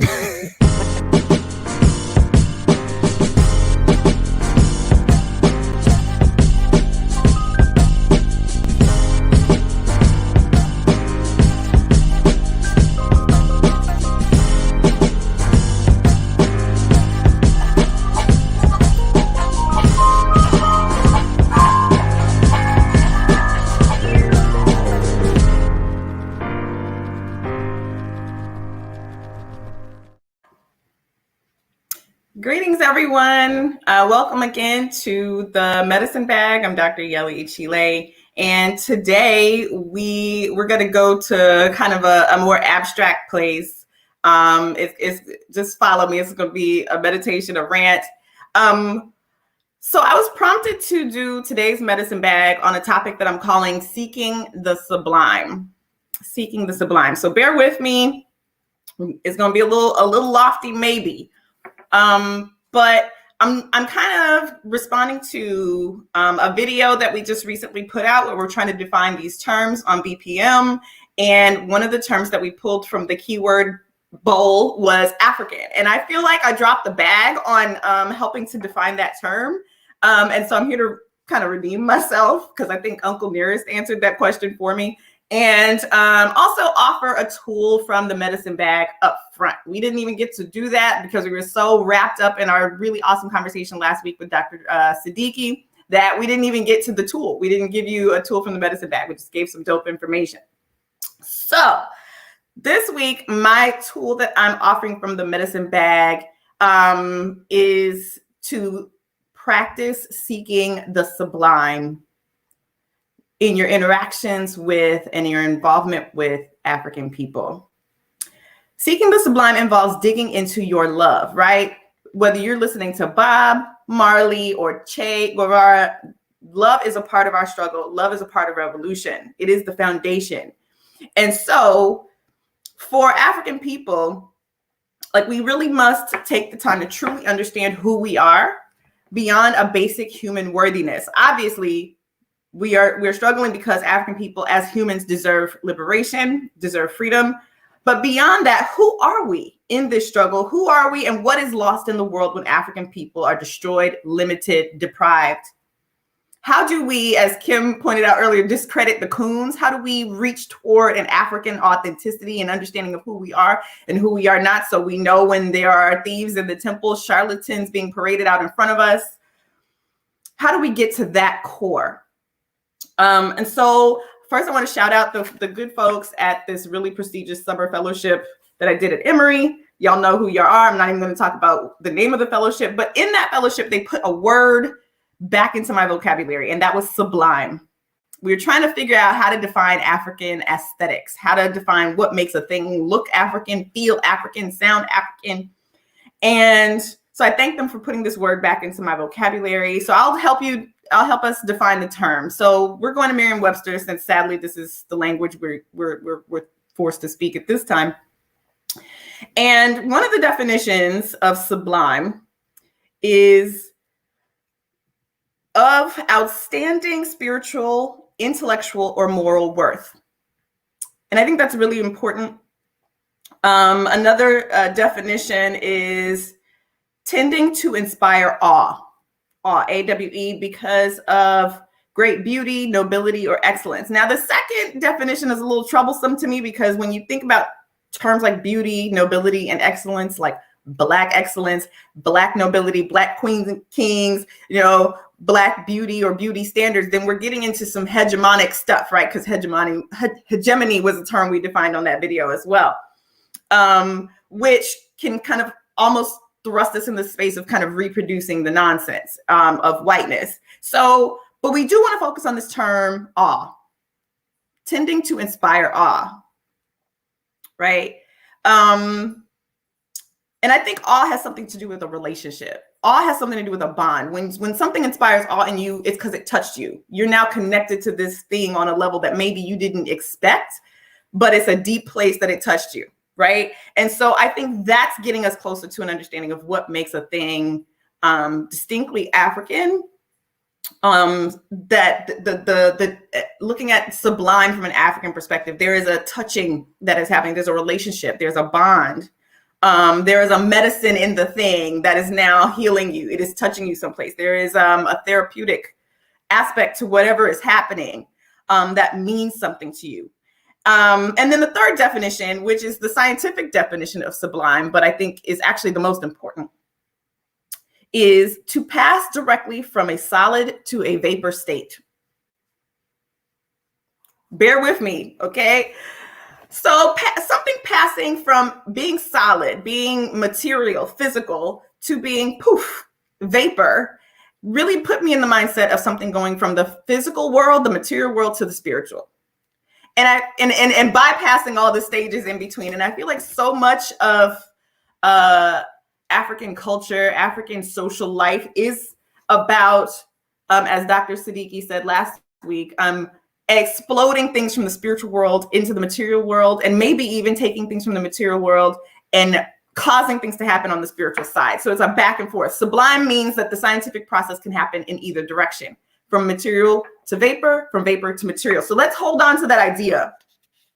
So much of what we do as African people is practical, materially significant, but also like deeply spiritual at the same time. We are able to speak on multiple levels, right? We are able to create things that have spiritual significance. A handshake, right, can have all of these meanings and can convey so much about who these two people are to each other as they're shaking hands. A look across the room, right? Physical actions with our bodies, but deep layered meanings happening inside all of that. That's how we know it's Black. That's how we know it's African. It's not that other people don't communicate on these levels, but what we're saying is this is like an organic part of how our stuff works. And these are actually ways that we can actually connect a variety of cultures, African indigenous cultures, in the continent, outside of the continent. And we can debate that if we want. So I'm trying to give some examples so I can kind of illustrate what I'm talking about. So behind me, now that I got my home together somewhat, is one of my favorite visual artists, John Biggers. This painting is called Four Sisters. So what I'm going to do is I'm going to pull this up on the screen so you guys can not see this somewhat unclear version behind me. Let's see. Where can I? Let's see. I'm sorry, guys. I'm trying to work with lots of moving parts here. But this, here it is. Four Sisters. This is John Biggers' Four Sisters. And this piece was deeply inspired by his time in Ghana. He was deeply inspired by trying to draw connections between what he saw and experienced in Africa, specifically West Africa, and what he's experienced here in America and the US South, particularly. And what he was able to do, and what I think his major thrust was to elevate things that happen in the mundane, right? The everyday lives of African people to the spiritual place, to this spiritual place. He really focused on the orality in things that aren't necessarily speaking physically, right? So he focused on, as you can see, the sky looking like a quilt. And not only that, but using the dyeing techniques, the traditional ways of dyeing and weaving fabric that are also ways of communicating. There's deep symbolism in the ways in which African people weave and dye and connect fabric. He tied that directly to, if you can see at the bottom of the screen, Under the Sisters' Feet, the African American quilting tradition, which is also, as you know, if you studied the Underground Railroad, if you got a great grandmama them, these are also ways of communicating about family lineages, about your home as a safe space, etc. Over here on the left of the screen, you'll see a comb, a traditional African comb. But what I wanted to point out is that this comb, also a symbol called duafe, and a Dinka symbol that speaks to the feminine principle of beauty and orderliness in the body that is both practical and aesthetically pleasing, that the teeth of this comb go all the way down to the ground. So it's like the teeth of the comb are extended. So what he's doing is he's extending and deepening the meaning of everyday objects like hair combs, right? Even the dog over here in the corner and the chicken on the table looking down at the dog have quilted bodies. Their bodies have prints on them. So he's really trying to communicate in all these different ways that there is an orality there. There's a way that the material world always speaks back to the spiritual world. And I think that's really important for, again, getting to this concept of the African sublime. I'm asking you that to deepen your love for African people, to learn how to and practice this week, just looking at the everyday things that we do, that we create, how we interact with each other and the world around us. Look for the sublime in those things. Look for the deeper meanings in those things, the braiding patterns in the women's hair, right? And one of the things I think this has something to do with as well is that the African sublime, to be kind of seen in distinction from the European maybe, is that African aesthetics, the African sublime, is about being with and not over. being with and not over. There's a connection, again, a connection, right? If you do something awesome or do something that's quote unquote hood, or you do something that's country, or you do something that's ghetto, or whatever it is, all these terms that are code for Black, right? Sometimes code for poor Black, sometimes code for authentic Black or Southern Black or Caribbean Black. One of the things that you're speaking to is this connection with and not necessarily over. But now we're in a time in which it's really tricky, because now we're shifting the conversation to Black excellence, Black queen, queen bee, all because now our focus is shifted to someone being over. There's a hierarchy in the Western sublime, but the African sublime speaks to a with. In most of John Bigger's paintings, you'll see multiple people. I'll show you another image of him, of his, so this one is in my house, but I have another image of his that's also in my house. I'm gonna switch the tab to this one. This is another image in my house. Forgive me the use of Google, but this one's entitled Shotgun, 3rd Ward, number 1. And this is definitely set in the African-American context, the Southern US context, with these shotgun houses. Those of you who have lived in Louisiana, for instance, or the Carolinas are familiar with these shotgun shacks. But what you'll see is in most of his artwork, you don't see individuals. You don't even see a particular emphasis on faces. He chooses often to focus more on hair and hairstyling. Again, these cultural practices than individuals. You're not going to see a lot of John Bigger's portraits. He's focused on the collective. He's focused on multiple generations. You see elders, you see babies. This is what's getting us closer to this idea of the African sublime, right? Despite the fact that these people don't have clear facial features and they're not necessarily speaking, obviously this is a flat image, there is an orality there. You still see the patterns on the clothing, the quilting patterns on the clothing. He's drawing connections. Every time I look at his paintings, I see something new that I didn't see before, and I've had these for years. And so that's what I think we need to look for in terms of identifying what is truly for us and what is not. When we're looking at politicians, when we're looking at entertainers and so-called celebrities, and we're looking at our advocates and people who are claiming to be struggling on our behalf, are they with or are they over? Are they speaking in ways that are important to and significant to and connect them with the collective, or are they not? Are they inspiring the love? Are they speaking from this place of a deep appreciation for the whole? That's what we need to look at. So to this end, I wanted to also bring in some photography that I think is important, and bring out the names of some ancestors who we just recently gained. So I will pull up next a photo of Sister Gloria Richardson,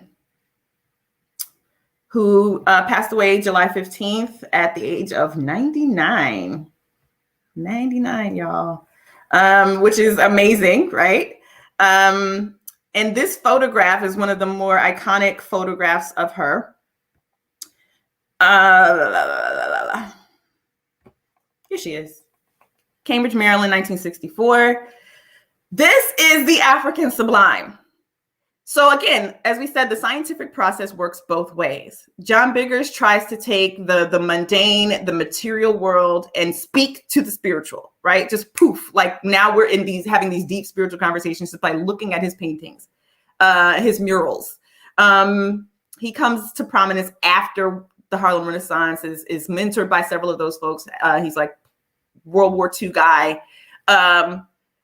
Flash forward another, 20 years or so, and we find ourselves here with Sister Gloria, and she's speaking in this photograph to the opposite process, taking something that is happening deeply within her, this spirit of resistance, this spirit of revolution, the fire in her belly. It is now on her face, and someone captured this and created an image that to me is art. To me it speaks to the same face that our ancestral mothers and fathers had as they stood at the gallows, being hanged for being revolutionaries during the enslavement period.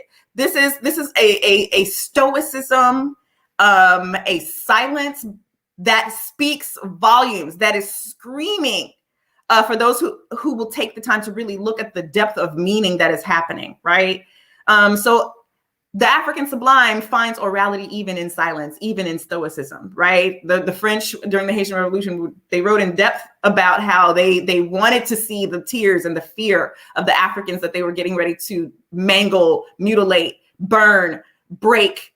And they were shocked that these Africans would smile, would not beg and plead for their lives. They got nothing. They got silence. And there was so much in that. There was bravery in that. There was courage in that. There was a will to go on and survive. There was a deeper understanding of the spiritual world and this belief that they would continue on even after this crazy moment.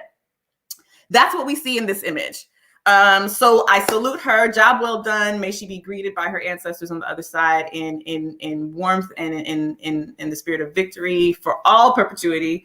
And to honor yet another ancestor, let me pull up, and I'm going to get more smooth with the pulling up of these images. Let's see if we can find Brother Bob Moses, who passed away on the 25th. Why can't I get this man's photo? Okay. And I believe he was it 84 or 86 years old? Family, help me out. Oh, here we are. Another image to me that speaks to the sublime. I thank you, Brother Kaba. I listened to your show on Monday, your radio program, and you were interviewing Sister Ladner, and she was talking about her time with him and how he would had this intense stare, and he was a man of very few words. He didn't talk much, but when he did, it was profound. But the stare, she mentioned that several times, the stare and the way he would just sit quietly and look. I feel like I could almost imagine that from photos like this, being in the space with him, and he's organizing. He has everybody sit in a circle, again, trying to move the thoughts and the vision, and shift that process, those inner processes, maybe even look into the inner processes of the people he's working with and pull that out into the material world. And someone captured that quiet depth in this photo. This is what I want my leaders to look like. I want them to be thinking. I don't want them to be speaking out to white folks and trying to pander to them. I want them to be looking into me, into themselves, into the community. That's the African sublime. I want us to look for that as we build things, as we move forward together, as we learn to appreciate the Black things in our life. I feel like some of us don't really love Black people. Like, we talk about it, but we don't even know where that love's supposed to spring from, what's supposed to fortify and sustain that love, even when the going gets tough, even when people do things that we think are distasteful or whatever. Where does it come from?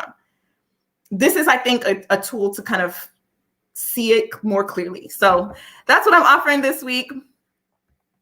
I know it's a little abstract, but I really appreciate your comments, and thank you so much for bearing with me.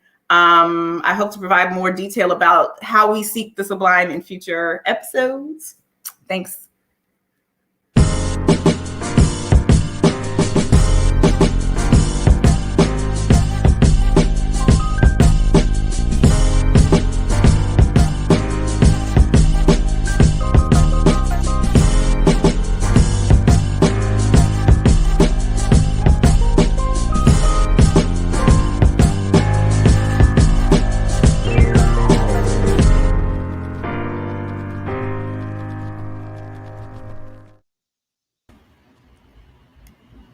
What up? What up? Yes, indeed. Thank you very much for that bit of medicine. Yeah, it's so that history of the folks who lived through that part of the struggle. The fact that they are now in their 70s, 80s, and passing away, and that includes the stuff that we talk about too in terms of the Black Power struggle. It's just amazing how far away we now from that time period, right? We're literally 50 years from the height of civil rights, Black Power movements. And these people are passing, and yeah, we need to remember some of the work that they did. Again, even though there were some different ideological strains, right? There was a lot of bravery, an extreme amount of bravery in all of that work, and some of that deep organizing that folks did in their local communities is something that we got to get away from. And again, it goes back to some of that other point. Like, we focus so much on downtown politics, we forget to try to organize our folks in our communities before we even mess with downtown politics, to have that strength and backing.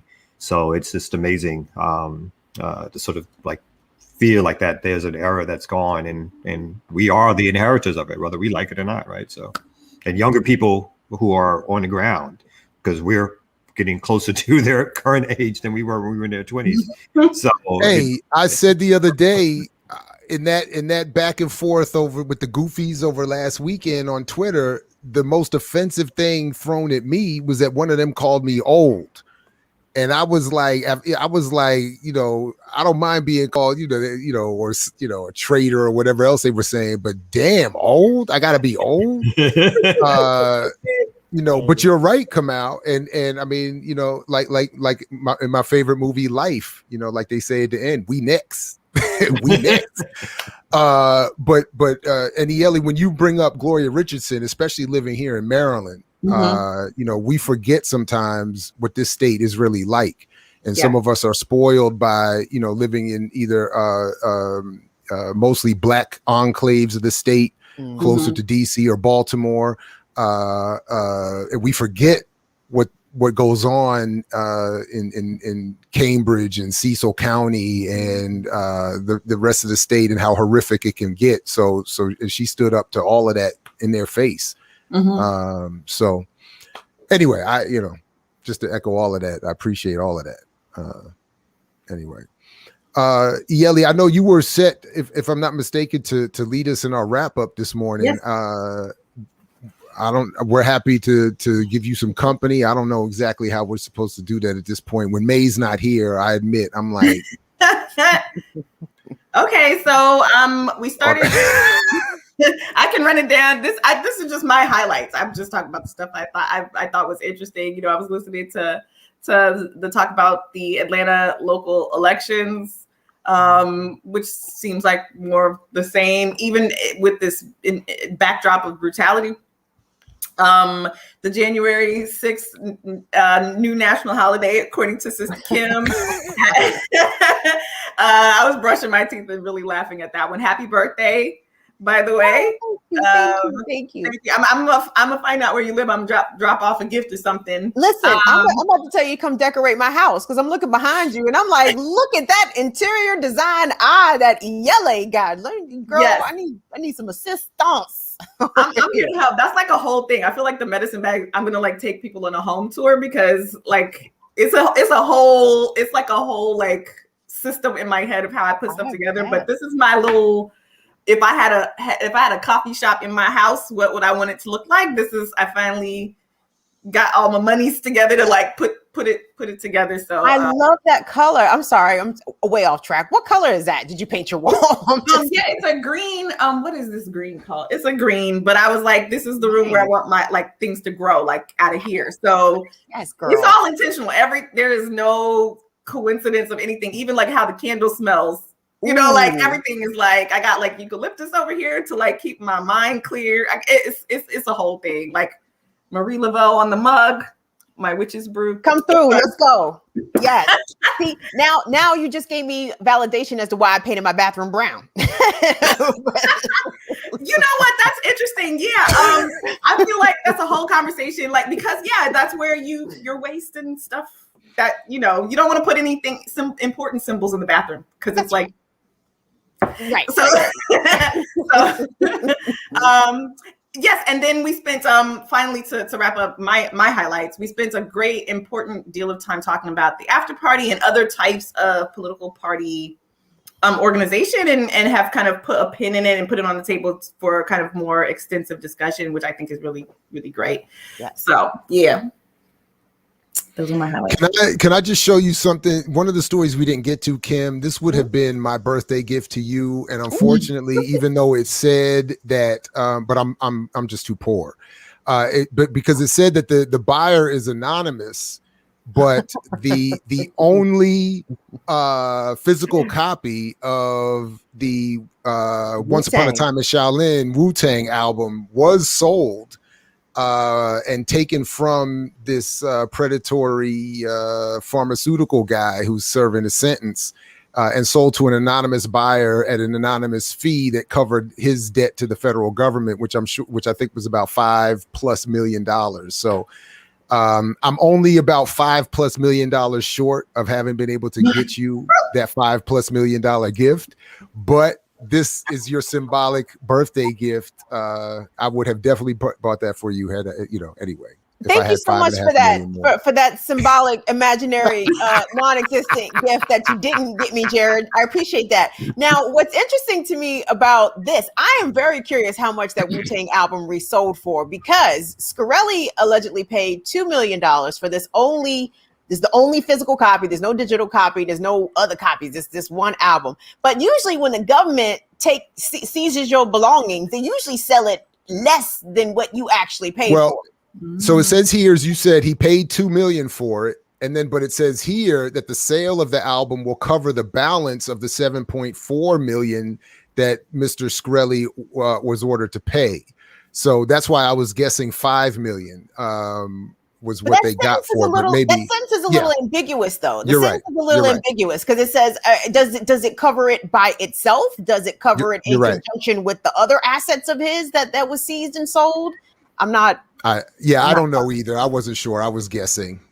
But why is there only one copy of the app? So what? I'm sorry, now you got me in a rabbit hole. So why is there only one copy of this album? Was this like their first album ever or something? Or one physical copy of on wax? Mm-hmm. Oh, I don't know if it's on wax. Actually, I don't even know what medium does it come in, Jared. I don't know. It doesn't say in that article. I would hope it would be wax. What other point? I mean, you can't put it. You can't have one physical copy be of CD. A CD. That'd be whack. That'd be whack. So, was it a good album? I'm trying to remember. Nobody knows. I don't know. Nobody's ever heard it. Nobody's ever heard it. Wu-Tang, the second greatest hip hop group of all time, after Public Enemy. There it is. Is that? Don't start. Wow, that's deep. Don't start. Are they better than the Tribe and De La? Wu-Tang? That was the question I had, Jared. I had that question. I don't automatically give them that. Were they better than Run DMC? Yes. So I think when we talk about, I think there's groups and I think there's duos. Now I understand Run DMC was a trio, but it was two rappers, so I count that as a duo of sorts. Because like I don't put Outkast in the same vein as Wu-Tang, even though technically they're groups, but they're Outkast as a duo, not a group per se. And what about my man Shaheen, Prophets of the City, South Africa, called themselves the Wu-Tang of South Africa in the 80s. What's up with we can't what? I heard the crickets and Kamal was like, they're not from Brooklyn. Hating ass New Yorkers. Anyway, look, I do certainly wish you a happy birthday. Very real wish. If I have a very fake gift, it's a very real wish. I appreciate that. Thank you very much. And, this is Leo. This is Leo season. It is time for the mains to come out. We gonna bring the mains out. Yes, you know, Dr. Yella, you already know what time Leo is on, so I have to try to tamp down my Leo flame sometimes, but not today. We turning it all the way up. Big flames everywhere. Yeah. And you got some African feng shui coming. I don't know what would the yeah. Anyway, and shout out to the remixers and the mixolotters and whoever else is out there. Appreciate you all coming through. Hey, thanks shout out again. to Kalonji Chonga. Where Kalonji black ass at today, Jared? Nobody knows. Okay. Nobody knows, and I don't want to know. You know what I'm saying? I don't want to know. I don't want to be implicated in none of that. That's cool. Well, shout out to Kalonji. Shout out to Kalonji. And look out for us following up on that conversation today. And so look out on Black Power Media on Twitter. We might make an announcement here, but again, we'll figure out how to have a larger discussion And again, whether or not that's an actual program we do, or, you know, it may be, you know, at some point it should actually turn into a meeting.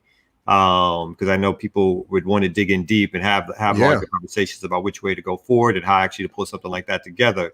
So I think there was such a good response from people who actually are itching to have these larger conversations of how we organize, which way forward, and how do we do it sort of in a collective fashion that we definitely want to figure out and follow up. Hey, I'm definitely going to get in the chat after the show, so I will see. I want to see that. But and the after party for me, I want to continue to bring this up. I want us to continue to throughout the network or the channel to get into this on various ways. So yeah, I appreciate all of that. So let's do that. Shout out to the ear doctor. What's up, sir?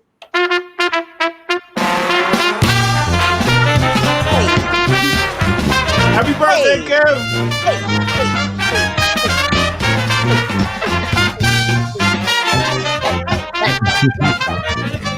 Yes. Let me get on down to New Orleans. Jesus, now I want to go to New Orleans real bad. You keep playing this Louisiana music on me, Ear Doctor. Thank you, sir. Thank you very much. Remix Morning Show. We check y'all out tomorrow morning. Peace, everybody.